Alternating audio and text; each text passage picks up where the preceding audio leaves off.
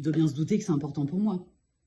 Et bien peut-être pas tant que ça. Quand une relation fonctionne moins bien, qu'elle soit d'ordre personnel ou professionnel, eh bien, on a tendance parfois à pointer plus facilement du doigt tout ce qui ne va pas. Et là, on peut être très très créatif. Tout ce qui nous pèse, tout ce qui nous frustre, tout ce qui nous dérange. Maintenant, ça ne dit pas ce dont j'ai besoin. Qu'est-ce qui est important pour moi, là maintenant? J'exprime pas ce que j'attends de l'évolution de la relation. Alors parfois, je me dis que c'est évident, de toute façon, l'autre, il le sait bien.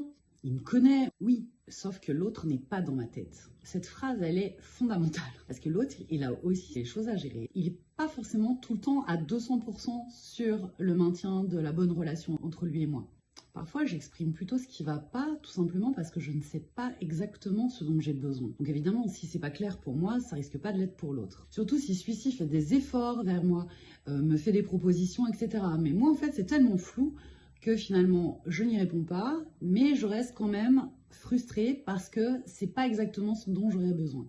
Mais du coup, je sais pas ce dont j'ai besoin vraiment. La personne en face de moi, elle n'entend que ma frustration, mais pas du tout une direction. Du coup, je vais pouvoir les répéter longtemps encore, mes frustrations.